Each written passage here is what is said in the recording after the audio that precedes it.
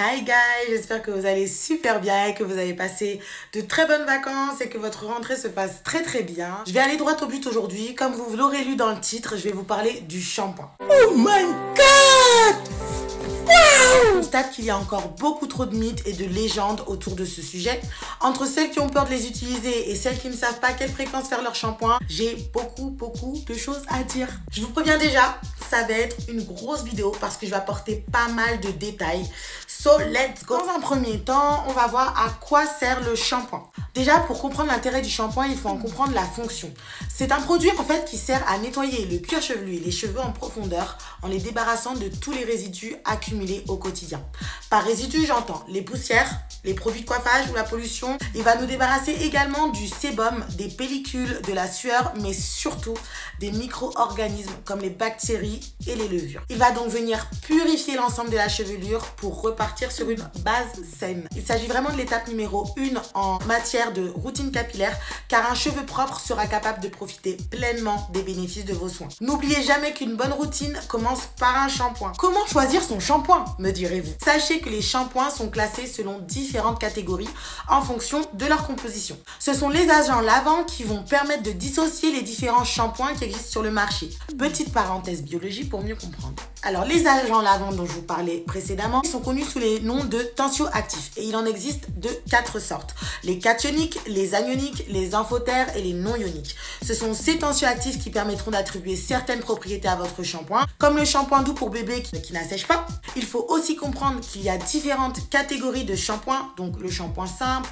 les shampoings spécifiques, les traitants et les techniques. Le shampoing simple, il est destiné à l'entretien courant des cheveux en bon état et sans anomalie du cuir chevelu. Le shampoing spécifique, c'est un shampoing doux adapté aux différents types de cheveux. C'est un shampoing vraiment que vous allez utiliser pour entretenir par exemple votre couleur. Le shampoing traitant, lui, il est destiné à corriger une anomalie du cuir chevelu ou des cheveux, comme les shampoings antipelliculaires, anti-chute, pour cheveux secs, etc.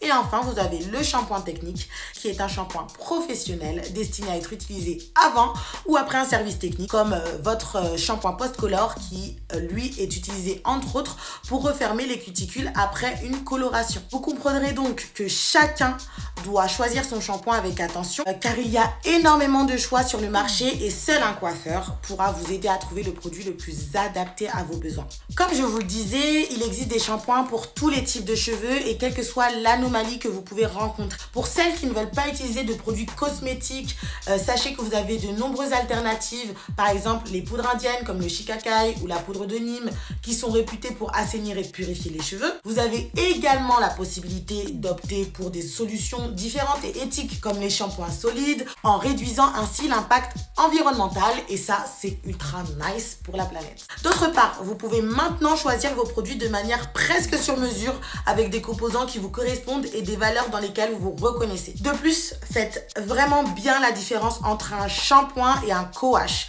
Un co-wash, c'est se laver les cheveux avec son après-shampoing. Vous ne devez pas uniquement laver vos cheveux avec un conditionneur, quand bien même il contiendrait une base lavante douce. Ça ne sera jamais assez suffisant pour venir décrasser vos cheveux. Assurez-vous toujours d'avoir un shampoing clarifiant dans vos placards. J'ai également une story dans laquelle je parle de mes shampoings favoris que je vous laisserai aller jeter un coup d'œil juste après cette vidéo. On va maintenant aborder la question qui fâche. À quelle fréquence faire son shampoing? Alors, je vais ici parler plus précisément des cheveux crépus, frisés et bouclés.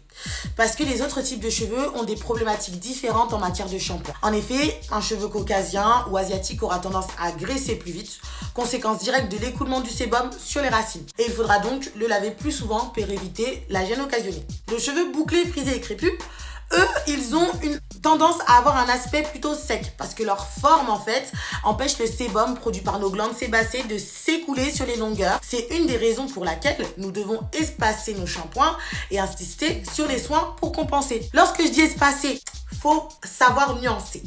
Pour moi, dans l'idéal, un shampoing par semaine avec un masque hydratant. Après, systématiquement, c'est super nice.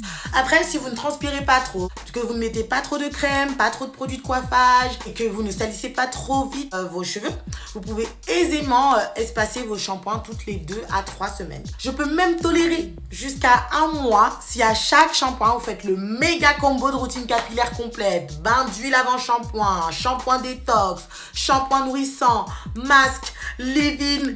Je tiens aussi à souligner qu'espacer vos shampoings ne vous dispense pas d'hydrater vos cheveux tous les jours. Sachez qu'au-delà d'1 mois sans laver vos cheveux, vous risquez vraiment de voir proliférer des bactéries et d'autres champignons sur votre cuir chevelu. Je ne déconne pas. Vos cheveux, ils seront étouffés et incapables de retenir les soins que vous leur apportez. Ils seront ternes, ils seront lourds et ils s'en mêleront énormément.